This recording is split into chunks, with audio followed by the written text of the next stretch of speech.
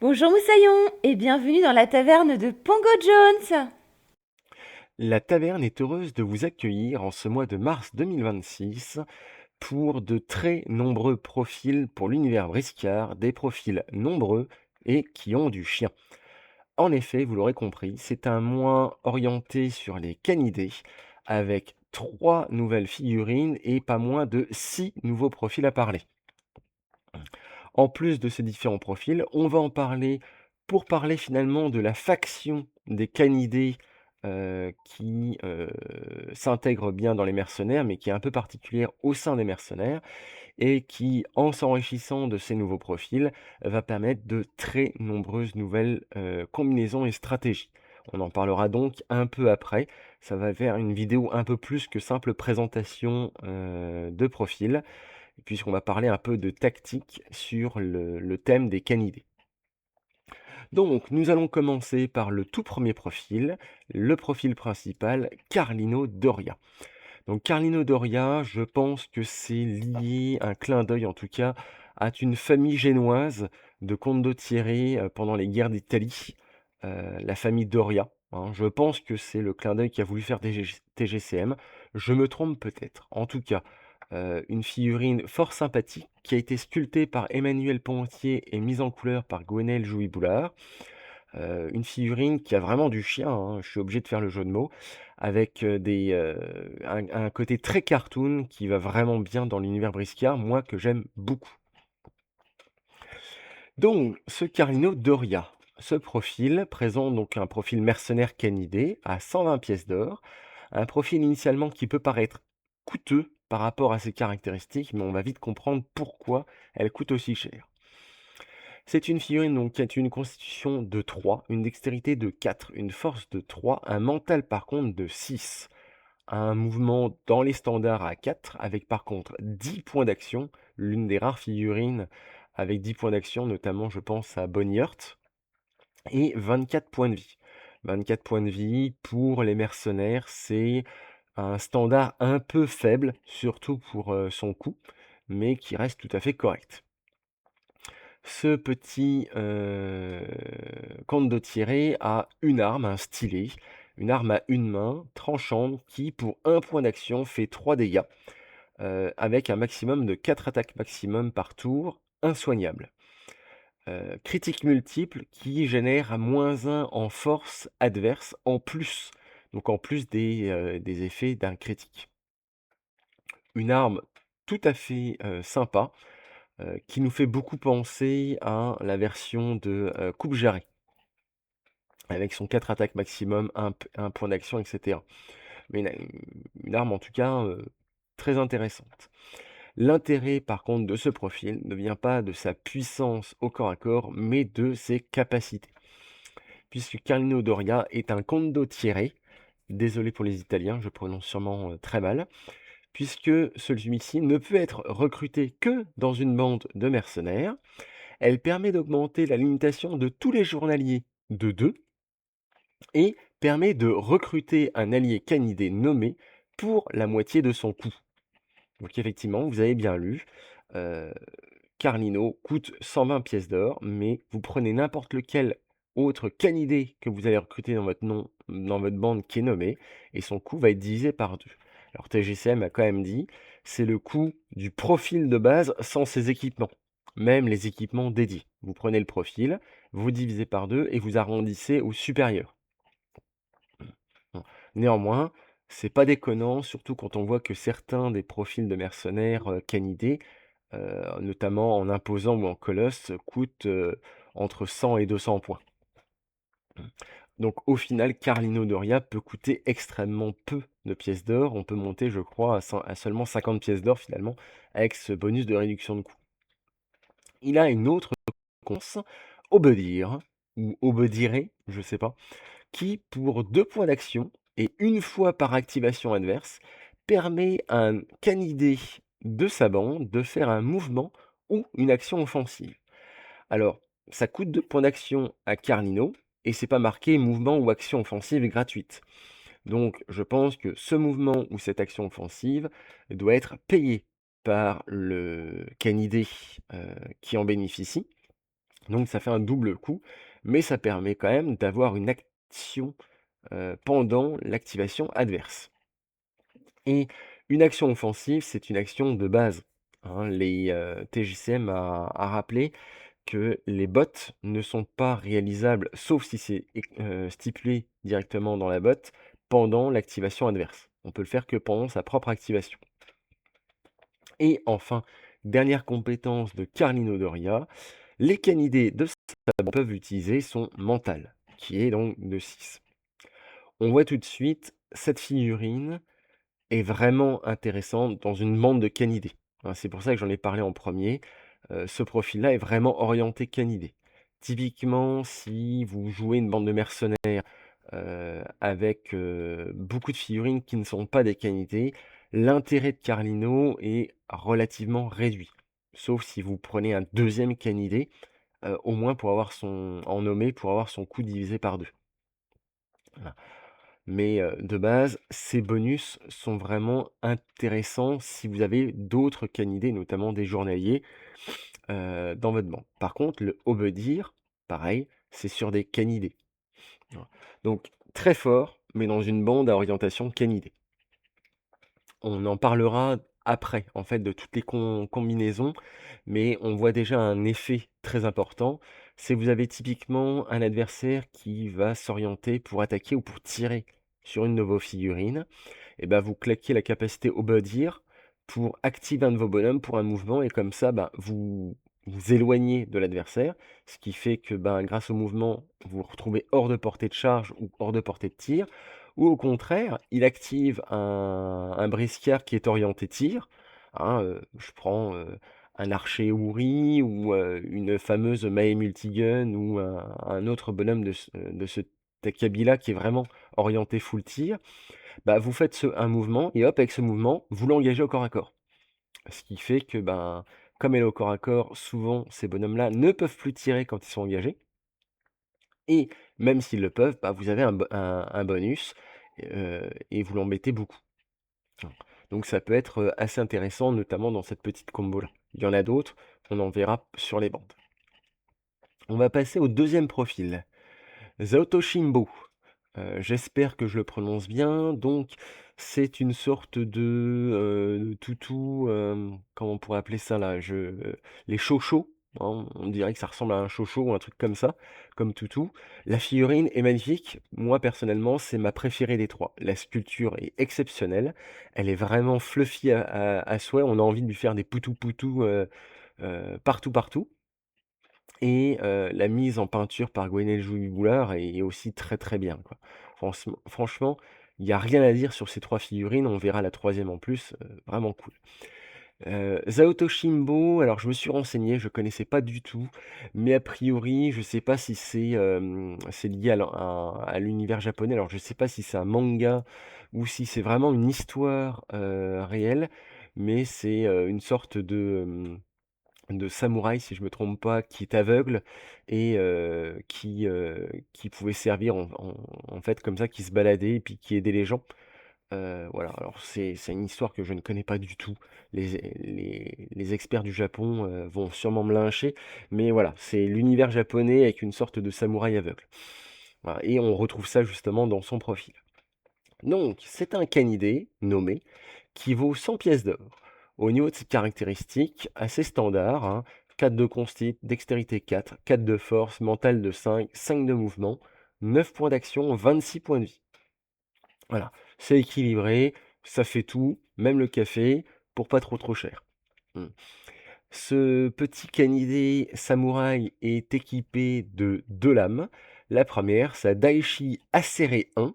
Donc, c'est une arme qui fait 5 dégâts, et en critique multiple, saignement 3, et elle est acérée. Donc, pour rappel, acérée, ça veut dire que l'arme inflige un des 5 dégâts supplémentaires et a la règle perce-armure 1. Ce qui rend quand même l'arme extrêmement forte. Pour 2 points d'action, on a finalement une arme qui fait entre 6 à 10 dégâts et qui est perforant 1 pour les armures. Et en cas de critique, saignement en plus, quoi. Bref, ça rigole pas au corps à corps avec cette lame. Sa deuxième lame, le Kodaishi, une arme à une main tranchante aussi, qui permet d'avoir +4 en défense contre les attaques de corps à corps. Donc on voit tout de suite que Zaito Shimbo, il est orienté pour aller engager au contact et il se défend extrêmement bien. En plus, grâce à sa botte, puisqu'il a la botte de Nito Seiho, qui est liée à ces 2 lames. Donc il faut absolument porter les 2 lames-là pour pouvoir utiliser cette botte et ça permet de porter une attaque de son Daishi et sa prochaine défense en plus est gratuite. Donc finalement pour 3 PA, vous avez une attaque à 2 PA et la prochaine défense gratuite. Alors ça paraît intéressant, puis on se dit: «Bon, bah, finalement, l'esquive, au lieu de coûter 2 elle coûte que 1, mais un contre, au lieu de coûter 3, bah, finalement, il y a le surcoût juste de 1 et puis il y a aussi le fameux désarmement». Hein, je sais, j'en parle beaucoup dans mes dernières vidéos, mais je pense que TGCM met beaucoup l'accent dessus pour qu'on l'utilise de plus en plus et ben, Zao Shimbo, il peut faire, grâce à cette botte, un désarmement qui, en théorie, coûte 4 points d'action, gratuitement. Et vu ses caractéristiques, ben, ses esquives, ses contres et ses désarmements sont tout à fait corrects en termes de, seuil. Ce petit canidé a en plus 4 compétences, plutôt sympas. Enfin, plutôt sympas sauf une. La première, c'est le Seishin Shokudo. Je suis désolé, je ne maîtrise pas du tout l'univers japonais, donc je ne sais pas ce que ça veut dire et ça par contre, c'est une compétence qui est extrêmement forte puisque Zao Toshimbo doit défendre pour ses alliés qui se trouvent à moins de 3 brasses et ça lui permet de faire un mouvement de mise en contact de zone de contrôle de l'adversaire gratuit. Donc au final, n'importe quel allié qui se trouve à moins de 3 brasses, qui se fait attaquer, pas forcément chargé, mais qui se fait attaquer, votre Zao Toshimbo peut faire un mouvement gratuit avec un mouvement de 5 brasses, en théorie, il va pouvoir contacter l'adversaire et défendre à la place de son adversaire, enfin de son allié. Et c'est fort pratique puisque avec la Kodaishi, il a +4 en défense, donc il a un seuil de défense de base de 8, avec une esquive donc à 12, un contre à 12 aussi. Mmh. Par contre, il a la règle d'Okodo qui fait qu'il ne bénéficie ni n'apporte aucun soutien. Et ça s'explique par sa troisième «compétence» entre guillemets, puisqu'il est aveugle, d'où le rapport, je pense, à son nom et au clin d'œil justement, du samouraï, aveugle. Puisque ce dernier pressent tous les êtres vivants et peut détecter gratuitement une fois par tour et il ne peut être désarmé. C'est super bien puisque ces 2 lames, on en a vraiment besoin dans ces combos et le fait de ne pouvoir être désarmé, ça fait qu'on pourra toujours faire sa botte et qu'il pourra toujours avoir son +4 en défense. Voilà. Il y a juste une petite question que je me pose, le fameux pressant tous les êtres vivants. Est-ce que c'est pour expliquer que bon, il est aveugle, mais il se bat super bien? Ou est-ce que ça explique aussi que finalement, il a un peu comme les lunettes de vision spectrale et que comme il pressent les êtres vivants, il peut taper quelqu'un même qui est éthéré? Voilà. C'est pas marqué directement dans sa botte, dans ses compétences ni rien, mais il faudrait voir avec TGCM si, c'est comme ça ou si c'est entre guillemets «juste une explication fluffique», du côté, ben, il est aveugle, mais comme il pressent les adversaires, il combat normalement, quoi. Il a pas de malus. Voilà, à voir. Enfin, à côté de ça, il a Instinct de survie 2, qui fait que si on le charge pour 2 points d'action, il peut faire un mouvement pour se désengager gratuitement et faire un mouvement de 5, hein, ce qui permet de le protéger. Et il a la règle Strigidae. La règle Strigidae, donc pour rappel, c'est le fait que le personnage a une ouïe extrêmement fine, et donc au début de son activation, il peut choisir parmi 4 capacités. Alors, la première, c'est voir repérer gratuitement. Finalement, ça n'a pas trop d'intérêt chez lui, puisqu'il a déjà le détecté gratuitement. Donc, voir repérer est pas forcément très très intéressant.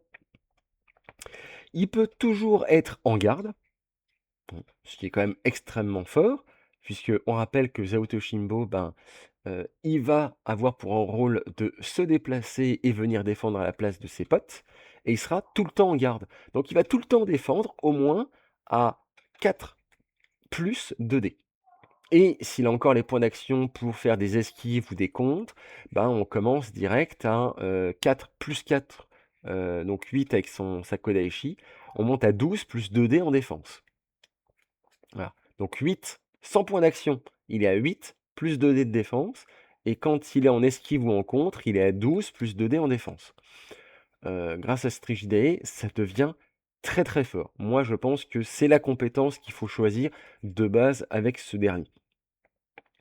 Mais il y a aussi les actions de crocheté qu'il peut décider de réussir automatiquement, ou les difficultés des actions compréhension d'un mécanisme qui passent de 3D10 à 3D5. Donc beaucoup plus simple.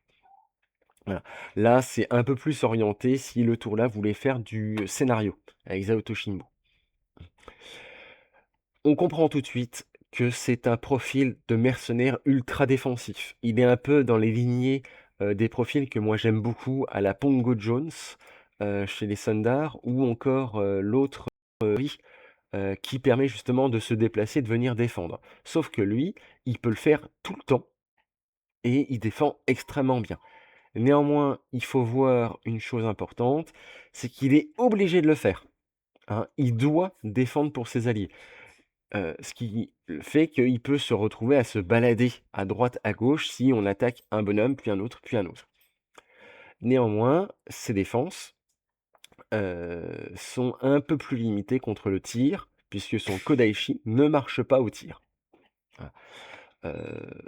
Perso, je pense quand même que c'est un profil qui, pour 100 points, est extrêmement fort, et dans une bande de mercenaires en général, et de canidés en particulier, a vraiment sa place assez facilement.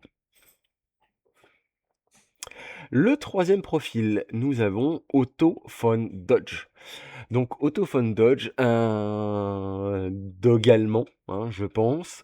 Moi, j'ai tout de suite vu, imaginé, comme je suis d'origine un peu de l'Est, moi j'ai pensé à Otto von Bismarck, et je crois qu'il y a effectivement une peinture d'Otto von Bismarck avec une tête de chien, donc je pense que le clin d'œil vient de là.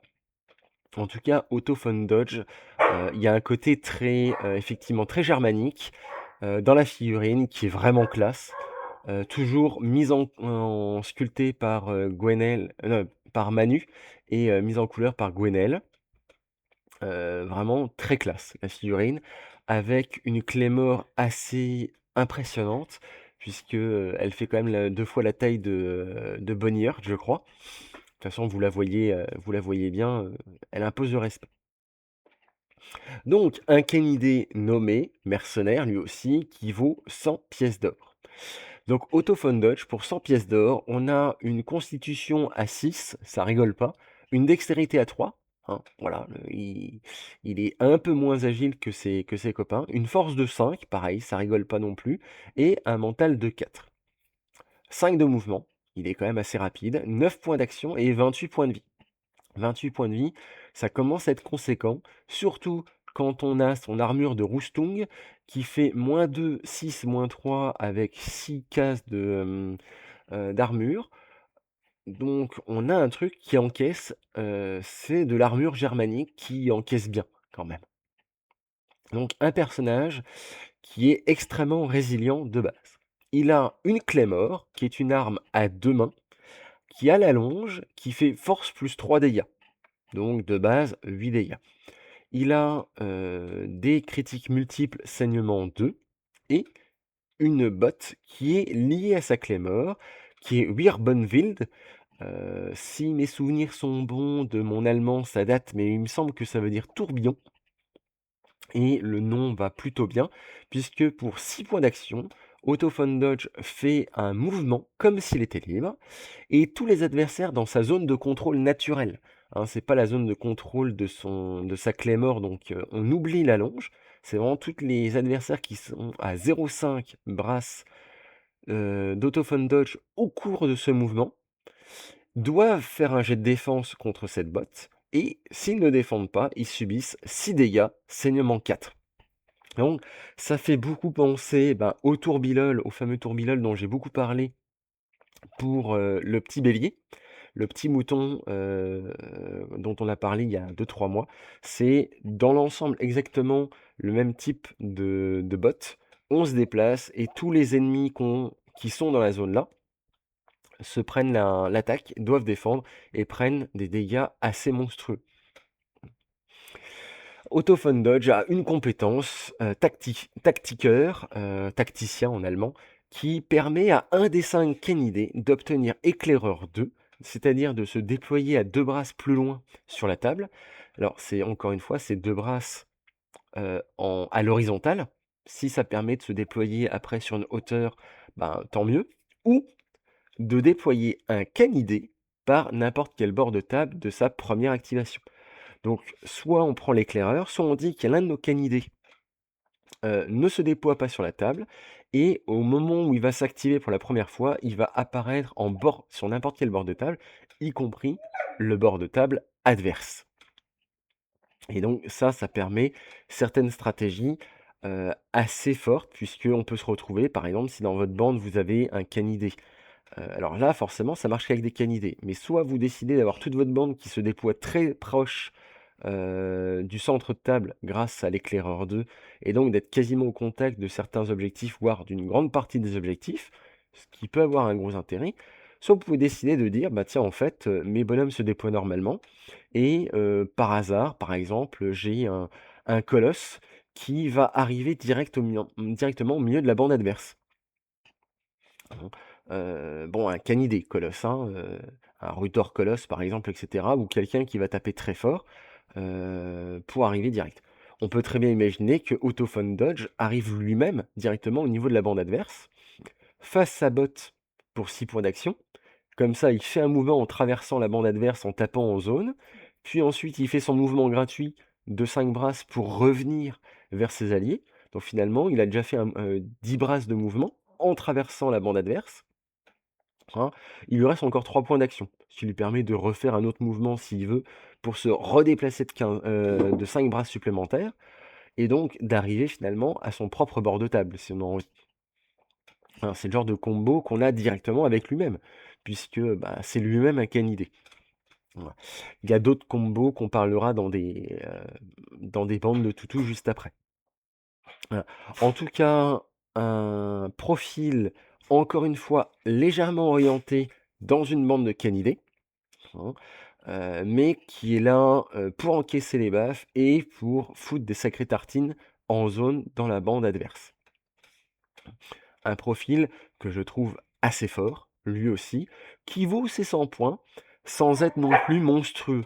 Hein, on a quand même l'image, oui désolé, j'ai une bande de canidés affamés derrière, c'est pour ça, si vous entendez les aboiements. C'est Yarutor. Que je disais, voilà. Et donc, finalement, il vaut ses 100 pièces d'or, mais encore une fois, l'adversaire peut passer à travers. Hein. En termes de défense, c'est pas exceptionnel. Il peut finir par tomber une fois qu'il a plus de points d'action, et bon, son armure encaisse, mais une fois qu'il y a plus de points d'action et que l'armure est tombée parce qu'il y a des perces armure ou autre, ça peut vite être la catastrophe. On va passer maintenant aux différentes nouvelles versions de Rutor. Ces nouvelles versions ne remplacent pas les anciennes, elles sont toujours valides, mais on a deux nouvelles versions de Rutor en version imposant et une nouvelle version de Rutor Colosse. Alors, on peut jouer les anciennes, mais vous allez voir qu'au vu des nouvelles versions, elles sont quand même plus intéressantes que la version Rutor à l'ancienne.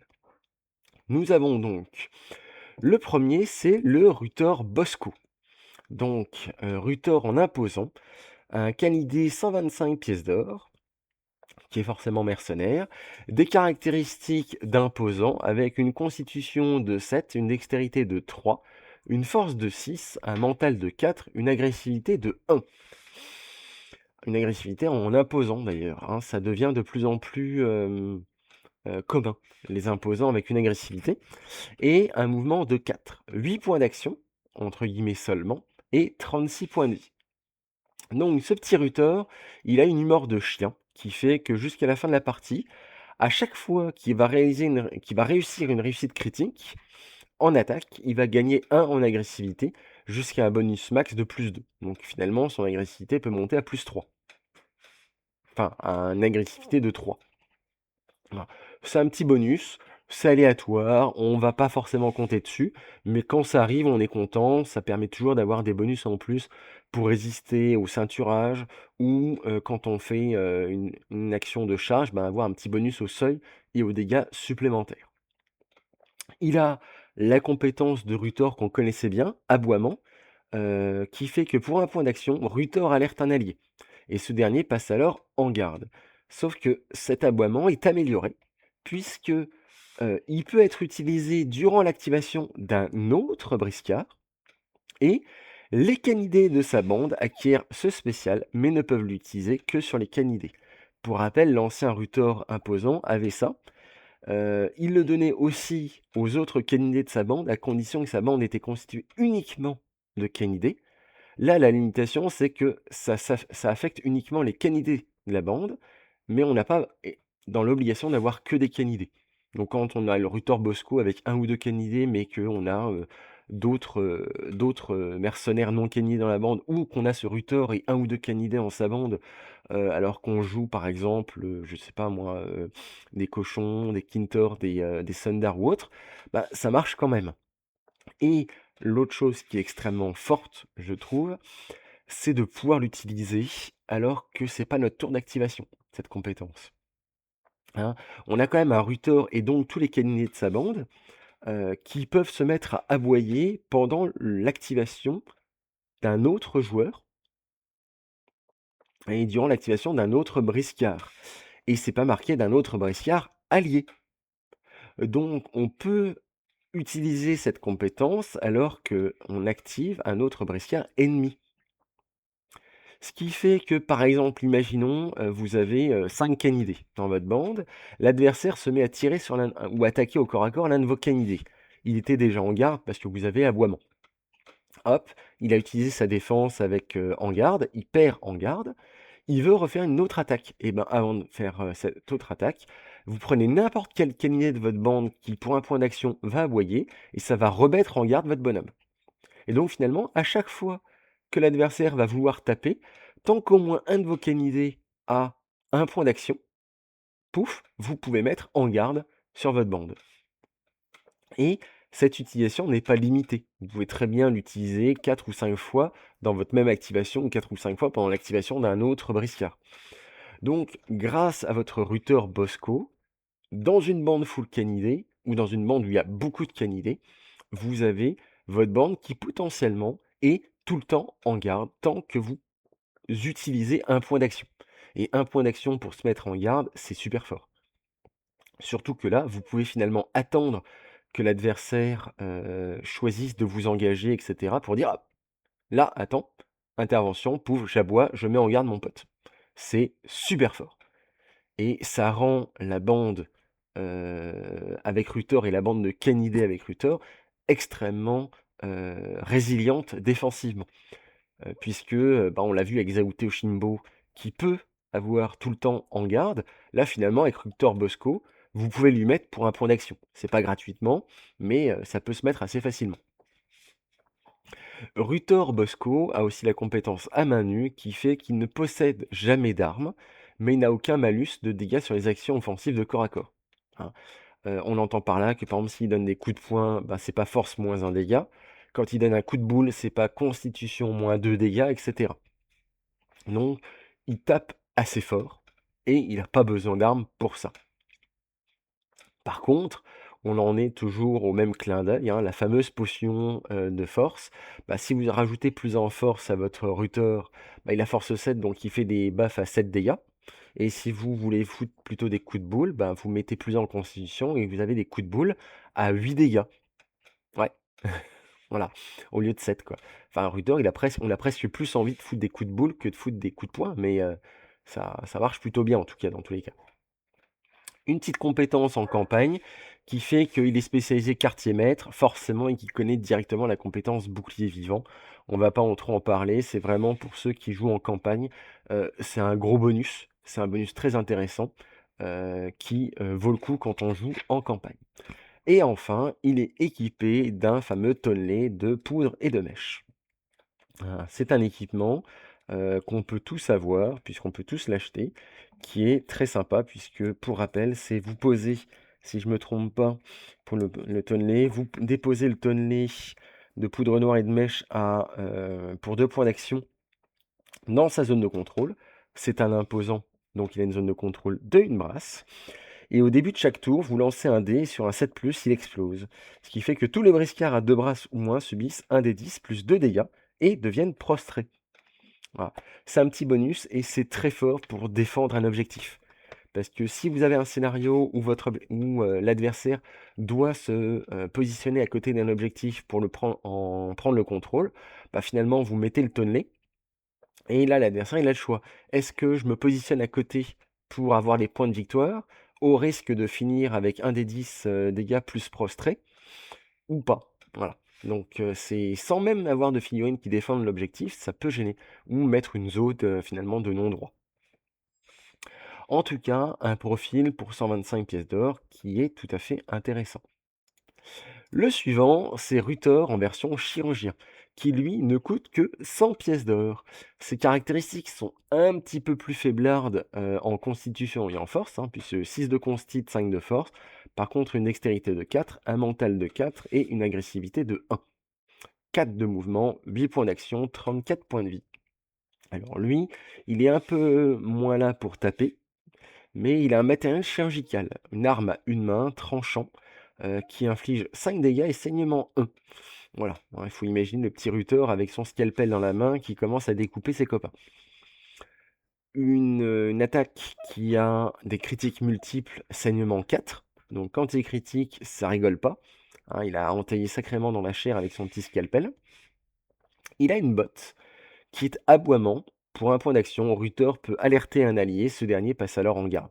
Finalement, c'est comme le Rutor Bosco, mais en beaucoup moins intéressant, parce que là, ce n'est pas une compétence, mais une botte, donc il ne peut l'utiliser qu'une seule fois, et il ne peut l'utiliser donc que pendant son activation, et il ne la transmet pas à ses alliés. Il a par contre une compétence trousse de secours, qui permet d'utiliser gratuitement un cataplasme, même sur lui, ou un viatique par tour. Donc, notre petit Rutor chirurgien est un soigneur de première. Il va être capable donc d'enlever assez facilement, vu que c'est pour aucun point d'action, grâce au cataplasme ou au viatique, pas mal de blessures, de saignements, voire même grâce au viatique si je ne me trompe pas, non au cataplasme, pardon, les poisons. Et ce petit Rutor chirurgien va avec une carte de compétence, puisqu'il peut acheter un petit tonnelet à choisir en début de partie. Donc un seul tonnelet, soit pour 5 couronnes, enfin 5 pièces d'or, pardon. Tous les briscards de sa bande possèdent une dose de rhum, ce qui peut être pratique, sachant quand même que certains, notamment les journaliers chiens, ont déjà du rhum dans ses bandes. Mais là, c'est bien les briscards de sa bande. Donc si vous prenez Rutor chirurgien dans une bande, pareil, de Kintor, de Sundar, etc., ça va donner du rhum à toute votre bande. Certaines bandes ayant un mental, enfin des tests de morale pas exceptionnels, ça peut devenir très fort. Et dans certains scénarios, par exemple, le scénario avec les 2 mâts et les fameuses chants de sirène qui vous demandent de faire des jets de morale un peu tout le temps, ben, ce petit bonus peut devenir très très fort pour fiabiliser votre bande. Pour 10 pièces d'or, sinon, vous permettez à vos alliés briscards en zone de contrôle d'ôter un effet négatif pour un point d'action. Bon, finalement, ça vient compléter ces doses de viatique et de cataplasme, sauf que là, effectivement, ça permet en plus d'enlever tout ce qui est choc électrique, gelure, etc.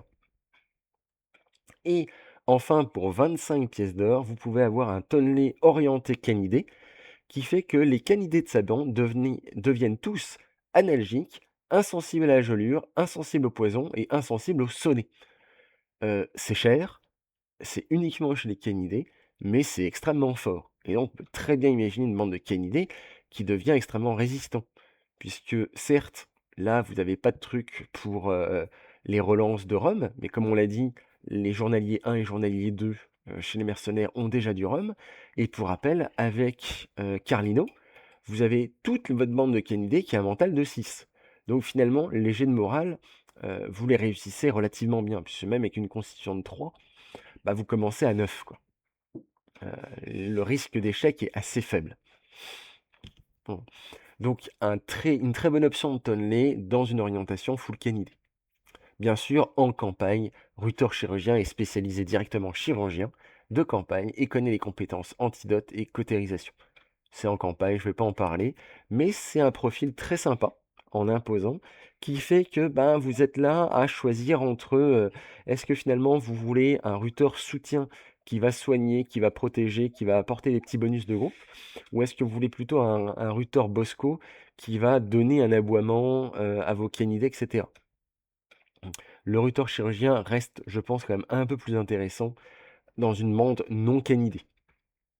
Et vous avez maintenant le Rutor Colosse, qui est un Rutor bûcheron, qui vaut 160 pièces d'or. Et pour ce coup, vous avez un Colosse avec 8 en constite, 2 en dextérité, 7 en force, 4 de mental, 2 d'agressivité et 5 de mouvement. 9 points d'action, 42 points de vie.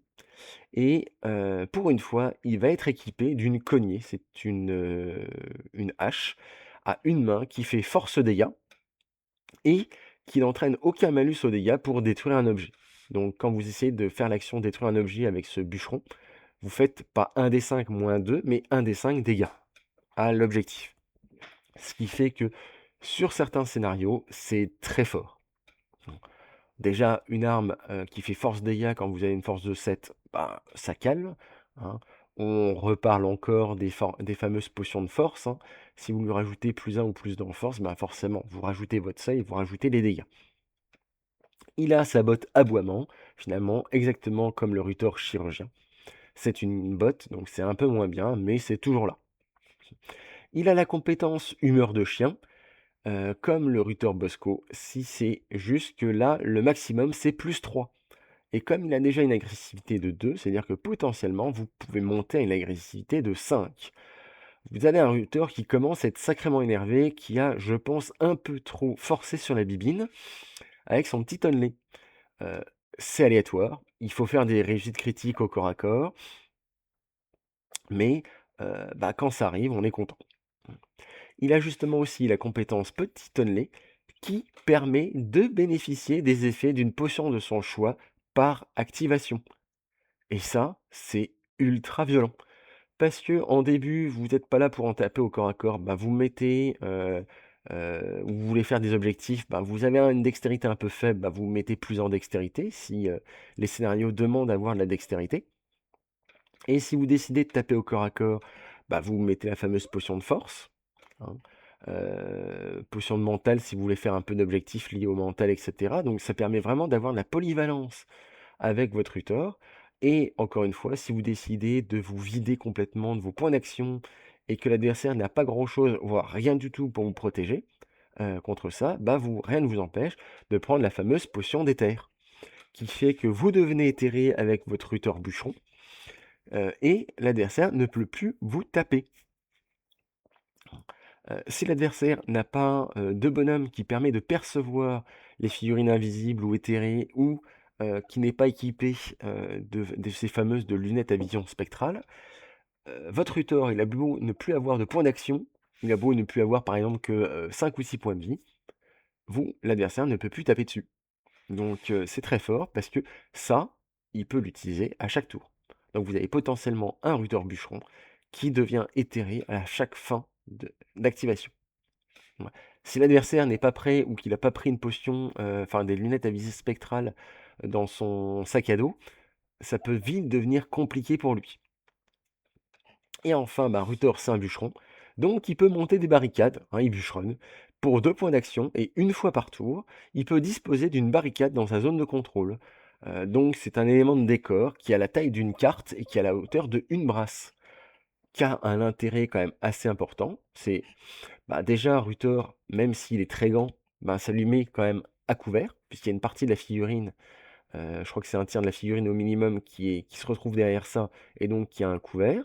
Ça donne des couverts à vos autres bonhommes, mais autre intérêt, c'est que si votre Rutor il est à côté d'un objectif et que vous voulez bloquer le passage et forcer l'adversaire à passer au niveau de votre Rutor, bah, vous mettez une barricade d'un côté, puis à chaque tour vous recréez une autre barricade, et vous pouvez littéralement bloquer tout un passage. Ce qui fait que l'adversaire va devoir monter au-dessus de la barricade pour pouvoir passer. Et si vous avez un Rutor qui est juste à côté ou derrière la barricade, ça va devenir extrêmement compliqué pour arriver au niveau de cet objectif ou de passer en tout cas. Voici, on a fait le tour des différents profils. Voilà, on commence à avoir une bonne idée de l'ensemble de tout ça. J'ai quand même parlé de deux trois combos et après tout, on va essayer de voir tout ce qui est à peu près possible de faire avec ces différentes bandes. Je vais me focus uniquement, sur les bandes de Canidé, hein, parce qu'on va parler de ça maintenant. Parce que des combos sur les autres bandes, il y en a plein. On en a parlé un petit peu avec le Ruther chirurgien et cetera. Avec, les autres, donc on peut tout à fait intégrer certains de ces canidés, en plus dans une bande de Kintor, de Maok et compagnie.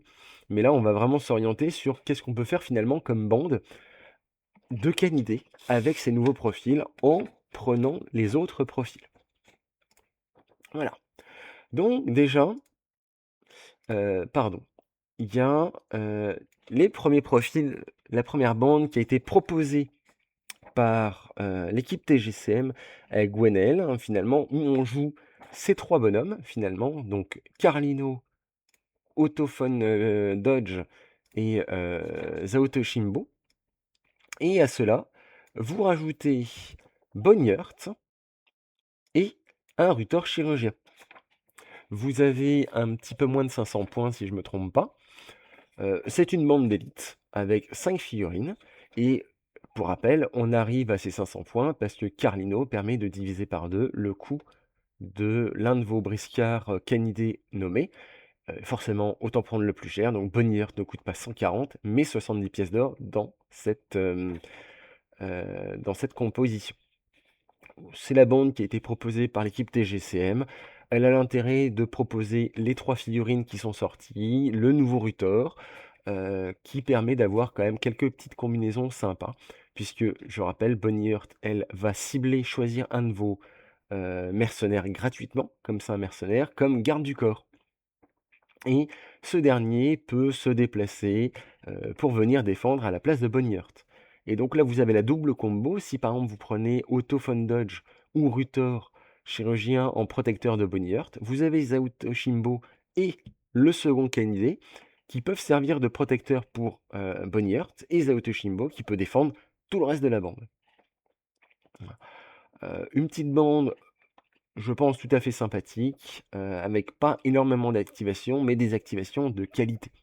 Donc, vous avez un peu de tir avec Bonnie Heart, enfin un peu même, beaucoup de tir, et vous avez une puissance de frappe avec Autophone Dodge, Ruther et Zaoto Shimbo corps à corps assez sympa, tout en permettant la défense. Et moi, à côté de ça, je vous propose d'autres bandes. Alors, c'est des bandes en exemple, hein, il y a d'autres combinaisons, des combinaisons, en y réfléchissant bien, il y en a des dizaines et des dizaines. C'est juste pour vous donner des idées de bandes qu'on peut faire avec tout ça. La première que je vais vous proposer, en fait, qui est un peu rigolote parce que j'y ai pensé, vu que je suis un joueur qui tient aussi, c'est avec le requin bulldog. Parce que je rappelle que le Carcaros bulldog est considéré comme un canidé dans une bande de mercenaires canidés. Snack devient gratuit pour lui et, c'est ça qui devient rigolo, toute sa bande peut acquérir Terreur carnassière et Snack. Donc, en partant de ceci, vous prenez finalement votre bande de canidés, vous mettez Carcaros bulldog, vous allez prendre en même temps Carlino, puisque finalement Carlino, il apporte des gros bonus dans une bande de canidés, donc je vais avoir tendance à le jouer à chaque bande que je vais vous proposer. Et c'est aussi sa réduction de coût. Puisque Carcaros Bulldog étant considéré comme un personnage nommé et considéré comme un canidé, Carlino, si je ne me trompe pas, permet de diviser par 2 le coût de Carcaros par exemple. Au milieu de cette bande, hein, finalement de Bulldog, je rajoute moi personnellement le Zaotoshimbo. Je vais vous expliquer pourquoi. Hein, et des journaliers. Des journaliers, je vais rajouter 2 journaliers 2 et enfin 2 journaliers 1 pardon et un journalier 2. Avec ça, si je me trompe pas, on arrive à un petit peu moins de 500 points, hein. Je vais revérifier quand même, avant de dire des bêtises.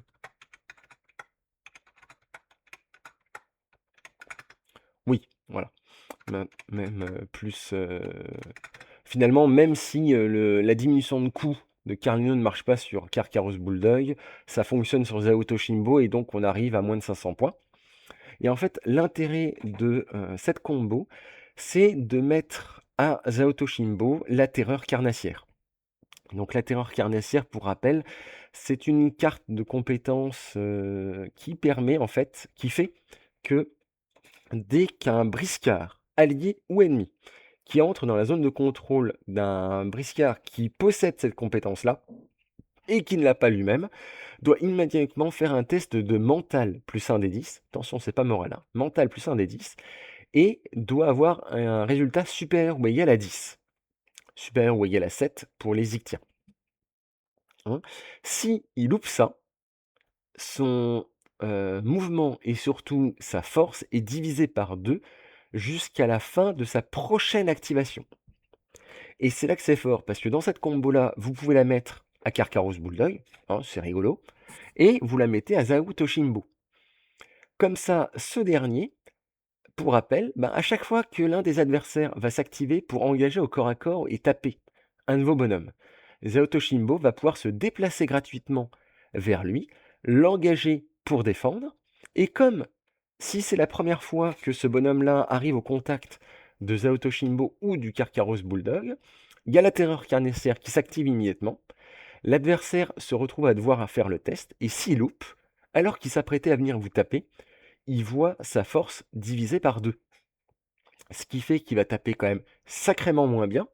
Et pour rappel, Zao Toshimbo, ben, il a un seuil de défense à 8, voire à 12 pour esquiver contre, et 2 dés en défense. Donc 2 dés plus 8 ou 2 dés plus 12 en seuil, contre quelqu'un qui va venir en théorie pour frapper, et qui voit sa force divisée par 2. Donc il y a de fortes chances que l'adversaire n'ait plus du tout envie de frapper, et ça lui fout en l'air toute son activation. Et pour rappel, donc cette force, cette terreur carnassière marche jusqu'à la fin de la prochaine activation.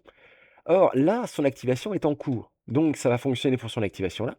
Ça va fonctionner, pour tout le tour, qui va rester et ça va encore fonctionner la prochaine activation du bonhomme. Donc le bonhomme en face, pendant finalement 2 activations complètes, il voit sa force et son mouvement divisés par 2. C'est littéralement une catastrophe. Et Zato Shimbo, ben, grâce à ses mouvements à droite, à gauche, il va pouvoir se déplacer comme ça pour aller défendre tous ses alliés et potentiellement, pendant un tour ou deux, pourrir tous les adversaires grâce à cette compétence. Alors, c'est rigolo, c'est assez aléatoire parce que si l'adversaire a un gros mental, ça marche moins bien, mais force est de constater que souvent, les gros bourrins de corps à corps, ils ont un mental assez merdique. Et comme c'est pas un jet de morale, mais de mental plus 1 des 10, ben, finalement, même les gros colosses qui ont une constitution de 6, 7, 8, mais un mental de 1, 2 ou 3, ben, finalement, quand vous devez faire 1 des 10 plus 1 ou 1 des 10 plus 2, voire même 1 des 10 plus 3 et qu'il faut faire au moins 7, enfin au moins 10, c'est-à-dire que ben, sur votre jet, il faut faire 6 ou 7, les stats sont pas trop à votre avantage. Alors certes, vous pouvez le relancer. Et l'adversaire va avoir tout intérêt à relancer le jet. Sauf que s'il doit le relancer une fois ou 2 fois pour pas l'annuler, bah, finalement, c'est 2 points d'action, 4 points d'action, qui vont s'envoler juste pour éviter un effet passif. Et alors, c'est sûr, une fois qu'une figurine a été affectée ou a réussi, il est immunisé pour toute la partie, mais ça peut faire potentiellement très mal. Et donc c'est une petite combo, je trouve assez rigolote. Alors bien sûr les journaliers, on peut les remplacer par autre chose, mais ça apporte un soutien et du nombre dans la bande. Surtout que les journaliers 1 vont apporter du tir en plus et bah, avec Carlino, les petits journaliers 1, ben, pour 2 points d'action, ils tirent même pendant l'activation d'un adversaire. Donc littéralement au premier tour, si l'adversaire s'avance trop, ben, vous claquez vos points d'action avec Carlino et Journalier 1, vous faites des tirs avant même de vous activer une première fois. Ce qui est toujours pas mal. Donc voilà pour la première idée de bande. N'hésitez pas à dire en commentaire ce que vous pensez de ça. Moi, je trouve ça rigolo. C'est vraiment pour le délire. En plus, comme ça, vous avez votre Carcaros Bulldog dans une bande de chiens. Mmh. Ensuite, à côté de ceci, vous avez d'autres bandes possibles. Donc la première, c'est une bande de pistoleros, puisque vous prenez Carlino, vous jouez 4 journaliers 1, vous prenez toujours, Zao Toshimbo, histoire d'avoir un bonhomme qui vient pour défendre vos bonhommes, et à côté de ça, vous jouez soit Boneyard, soit, au choix, il est où? Black Hawkins.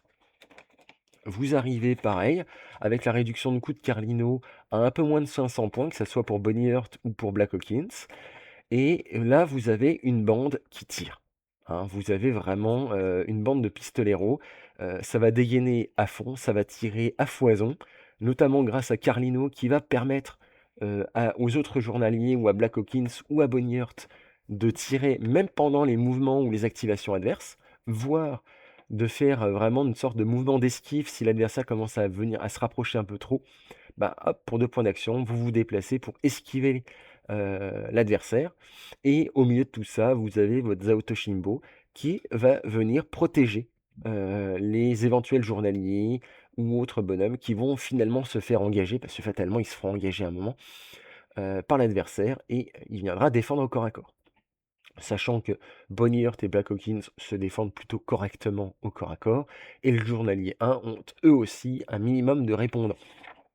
Donc, c'est une bande qui va vraiment jouer sur le nombre, hein, puisqu'au final, vous avez 4, 5, 6, 7 figurines, beaucoup de tirs et une capacité au corps à corps assez sympa. Mmh. Donc, la petite bande là, moi, je la trouve rigolote, hein. Et pourquoi 4 journaliers alors que c'est limitation 2? Je rappelle que Carlino augmente de 2 la limitation des journaliers. Voilà, ce qui fait que, par exemple, si vous voulez jouer plutôt le journalier 2, il n'y a pas de limitation de noter dessus, donc je pense que c'est une limitation 1, hein. Sauf qu'avec Carlino, ça passe à +2, donc ça passe à 3. Donc vous pouvez très bien jouer des journaliers 2. Bon, ils valent 70 points, mais vous pouvez remplacer les journaliers 1 par des journaliers 2 dans cette idée. Alors, une autre bande de possibles, là-dessus, c'est une bande un petit peu plus, orientée sur les aboiements. Donc vous avez Carlino, vous avez toujours, les 4 journaliers parce que c'est fun. Vous prenez un Ruther, Bosco et soit Zao Toshimbo, soit Otto. Voilà, vous pouvez avoir le choix. Pareil, là vous avez une bande assez nombreuse, hein, 4, 5, 6, 7 figurines. Voilà. Le Zao Toshimbo si vous voulez plutôt avoir un truc défensif, ou le Autophone Dodge si vous voulez avoir un peu plus de répondants, au corps à corps, hein. Et là, bah, vous avez une bande qui va être orientée canidée avec Ruther Bosco qui va permettre de mettre toute votre bande toujours en garde. Et donc ça peut être très très fort puisque vous avez pas mal de tirs, vous avez des bonhommes qui tapent au corps à corps, et comme toute votre bande est en garde, bon certes vous avez peut-être pas Zao Toshimbo par exemple dans cette version-là, hein, si vous prenez Auto, mais vu que tout le monde se met en garde soi-même, tout le monde se défend correctement. Voilà. Donc c'est une autre idée. Si vous êtes moins orienté Ruther Bosco, dans cette même bande, il y a assez de points pour mettre Ruther Colosse. Alors là, vous jouez plus du tout sur forcément sur l'aboiement, voilà. Vous pouvez remplacer des journaliers 1, par exemple, vous pouvez aller prendre que 2 journaliers 2 et vous prenez, enfin 2 journaliers 1 et 1 journalier 2, par exemple, ce qui est un autre type de bande, et là, vous avez du répondant au corps à corps tout en mettant un peu la pression au tir. Voilà. C'est une autre, façon de jouer, heu ou idée en tout cas de bande. Et la dernière que je vais vous rappeler, parce que par exemple là, dans cette bande-là, avec Autophone Dodge, rien ne vous empêche de mettre votre Ruther Bûcheron en réserve, et à sa première activation, il va arriver au milieu de la bande adverse.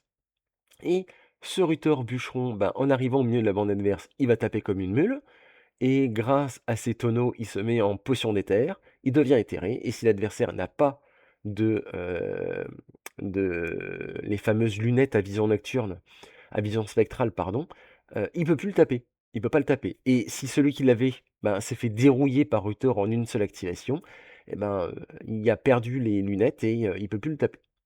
Donc la combo Autophone Dodge et Ruther le bûcheron, c'est plutôt fort. Et dans cette optique-là, il y a un autre truc un petit peu plus fin, mais tout aussi rigolo. C'est vous enlevez, euh, vous mettez un seul journalier 1, toujours le journalier 2. Vous prenez Ruther Bosco au lieu du Ruther Colosse. Vous gardez l'auto et vous mettez mon petit favori, le coupe-jarret. Alors, dans cette bande-là, vous avez un peu de tout, hein. Vous avez un peu de tir, vous avez un peu de bonhomme qui tape en zone au corps à corps, vous avez votre Ruther Bosco qui va apporter en garde à tout le monde. Bien sûr, le journalier 2, vous pouvez le remplacer par un journalier 1, ou inversement, journalier 1, vous le remplacez par un journalier 2, je crois qu'il y a encore assez de points pour ça. Mais la petite idée rigolote, c'est qu'avec Autophone Dodge, vous utilisez votre compétence de mise en réserve de coupe-jarret. Et comme ça, à la fin du premier tour, vous activez votre coupe-jarret, qui arrive au milieu par un bord de table, donc très rapidement à proximité d'un profil adverse. Avec un mouvement de 5, il l'engage assez facilement et il va utiliser sa fameuse botte. Bon, pour ceux qui connaissent pas Coupe Jarret, c'est un bonhomme qui a 8 points d'action et il a une botte qui fait pour 5 points d'action. Il fait 0 dégâts de base, mais les points de vie de la figurine, si l'attaque passe, c'est une botte, euh, arrivent jusqu'à la première case colorée. Bon, forcément, ça marche pas sur quelqu'un qui est analgique. Mais vous prenez un colosse ou un bonhomme qui a 36, 38 points de vie et qui est pas analgique, vous balancez le coupe-jarret dessus et il passe direct à 9 points de vie. Voilà, direct, grâce à cette botte. Et l'intérêt de le faire passer par Autophone Dodge, c'est qu'il va pouvoir facilement choisir sa cible. Il va y aller en un seul mouvement, donc gratuit, et il lui reste 3 points d'action. Et donc, pour assurer le coup de sa botte, vous pouvez la faire avec la botte plus 2 dés. Hein, finalement, vous rajoutez un dé pour 3 points d'action. Vous claquez donc tous vos points d'action et vous arrivez avec votre bonhomme qui fait sa botte à 2 dés. Et si l'adversaire ne défend pas, il a perdu tous ses points de vie sauf 9. Alors, si vous êtes un peu joueur, vous faites la botte, il vous reste 3 points d'action. Et Coupe Jarret, bah, il a exactement la même attaque que Carlino. C'est des attaques à 1 point d'action qui font 3 dégâts. Et donc, bah, ça tombe bien. Si l'adversaire, vous arrivez à passer la botte, il a plus que 9 points de vie. Et si vous passez vos 3 petites coups de surin, vous mettez KO l'adversaire en un seul tour. L'intérêt, forcément, le problème, c'est que Coupe Jarret se retrouve sans point d'action. Et c'est là-dessus que Coupe Jarret, vous lui mettez cette fameuse potion d'éther. L'autre intérêt de ceci, c'est que vous avez 6 activations. Et si avec un peu de chance, vous avez la capacité de vous activer en premier lors du tour suivant, bah, vous activez coupe-jarret, vous tapez avec cette botte, etc. Si ça passe, c'est très bien. Et puis au prochain tour, vous réactivez coupe-jarret pour finir la cible qui est sur lui. Vous foncez sur un autre bonhomme à qui vous refaites la botte potentiellement. Et à ce moment-là, vous pouvez de nouveau utiliser, vous pouvez utiliser la potion d'éther si vous ne l'avez pas utilisée. Donc vous utilisez votre coupe-jarret vraiment comme il doit être utilisé, comme une sorte d'assassin qui, au premier tour, va mettre quelqu'un très bas en point de vie, voire qui va le mettre KO. Et soit vous utilisez la potion d'éther parce que vous n'êtes pas en réactivation tout de suite, soit vous savez que c'est la fin du tour et vous allez vous réactiver derrière, vous réactivez coupe jarret et vous recommencez la même chose. Et à ce moment-là, vous utilisez la potion d'éther, ce qui le protège pour un deuxième tour, et il est encore là au troisième tour pour potentiellement refaire sa petite combo. C'est un canidé très peu utilisé, puisqu'il est fragile, il aime pas les analgiques, mais il peut détruire une stratégie adverse en allant assassiner littéralement un bonhomme très, très puissant. Chez l'adversaire, même un colosse, quoi, puisque un colosse qui a plus beaucoup de points d'action parce que vous lui avez tiré dessus avec le journalier ou l'avez déjà attaqué avec un de vos bonhommes, bah, s'il a plus beaucoup de points d'action, voire plus de points d'action derrière, coupe jarret avec 2 dés, il y a de fortes chances que ça passe, hein, surtout que ça va être en charge. Vous avez des critiques sur du 9 ou 10, et donc la botte passe. Et surtout que bah, si vous faites un critique, vous rajoutez les dégâts de votre force. Hum. Bref, une petite combo un peu sournoise, assez vicieuse, qui peut se jouer d'ailleurs avec d'autres bonhommes. L'intérêt de tout ça, c'est que vous avez des figurines assez fragiles et que Rutor Bosco va permettre immédiatement à Coupe Jarret de se mettre en garde, au cas où. Et donc, ce qui fait que même s'il a plus de potion d'éther, même si il est visible parce que l'adversaire il a les visions spectrales et qu'il a plus de points d'action, bah, vous avez quand même un Coupe Jarret qui va se défendre grâce aux aboiements de ses potes avec 2 dés. Voilà. Et s'il survit, bah, pouf, vous recommencez. Voilà, c'est un peu les tours, les petites idées pour cette bande de canidés. Il y en a plein d'autres. Je pense qu'il y en a plein d'autres que je n'ai fait qu'effleurer les capacités, le potentiel des bandes de canidés, et que j'ai même pas parlé du potentiel des canidés dans une bande de mercenaires standard et des canidés dans une bande autre que mercenaires.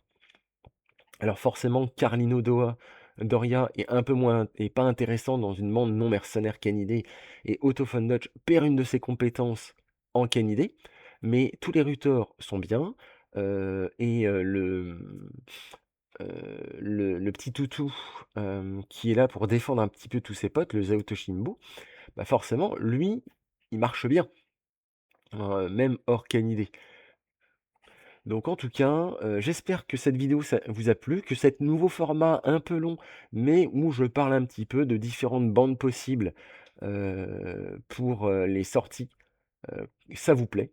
N'hésitez pas à m'en parler en commentaire à la fin de la vidéo et à dire ce que vous pensez. N'hésitez pas à parler même d'idées, de combos ou de bandes que vous avez envie de jouer avec ces sorties. Je me ferai plaisir d'en discuter avec vous ou même sur le Discord de TGCM. Sur ce, je vous souhaite une très bonne journée. Après ce pourparler et en attendant la prochaine tournée, nous vous souhaitons bon vent sur les mers d'Entropia.